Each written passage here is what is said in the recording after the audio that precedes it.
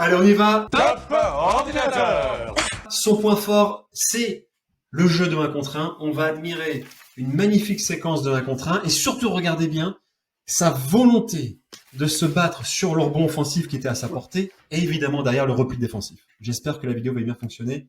C'est parti. Alors, les petits 1 contre 1 en tête de raquette. Il attaque le cercle. Beau gosse. Rebond offensif. Ah non, repli défensif. Plus tard. Ok, donc là on voit une petite couillonnette sur l'attaque, le 1 contre 1 et le rebond offensif. On passe sur une super séquence 1 contre 1. Là il est en train de... Deuxième carton, hein, c'était magnifique.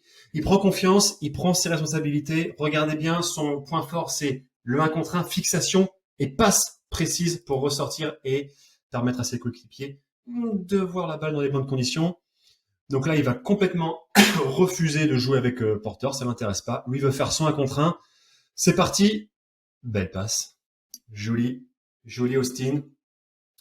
On passe ensuite à une belle séquence de 1 contre 1 avec une finition, pardon les gars, à montrer dans toutes les écoles de basket. Donc là, deuxième carton, c'était son rôle de fixer et de créer du jeu. Il veut pas l'écran. Pas besoin parce qu'il va nous faire un bon petit airball comme ça sur la finition. Et après, on voit qu'il est pas content. Il gueule contre l'arbitre. Et regardez bien, dernière séquence. En fait, c'est ce qui suit juste après ce airball. Donc là, on voit il gueule sur l'arbitre. Vous allez regarder le repli défensif qui fait. Prise d'initiative sur une prise à 2 sur Bogdanovic au poste bas qui est pris sur Gordon. Il n'y a aucun intérêt de la faire. Et surtout, régalez-vous sur la rotation défensive et le rebond défensif. C'est un bijou. Regardez ça. Donc là, il gueule sur l'arbitre. Forcément, c'est le dernier à revenir en défense.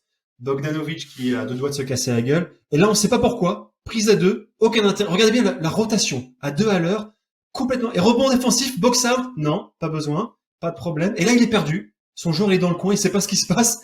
Il est complètement perdu. Il a de la chance que le tir est raté, mais c'était carrément catastrophique. Ça, c'est la dernière séquence, pardon. Donc là, il y a Millsap qui va lui dire, dégage, je reste en bas, pas de problème. Là, évidemment, il devrait pas se faire drive. Mais regardez bien la rotation défensive. Il est prêt, hein. Il est prêt à venir défendre. Il n'est pas du tout en retard sur le tir de Bogdanovic. Tout s'est très bien passé. Voilà le type de truc dont il est responsable et la raison pour laquelle, même s'il a mis des paniers, pour moi, c'est pas un grand joueur de basket. Il a fait beaucoup de conneries. Des commentaires, des questions et des déclarations d'amour éventuellement. Alors, question. Pourquoi mange-t-on du pain?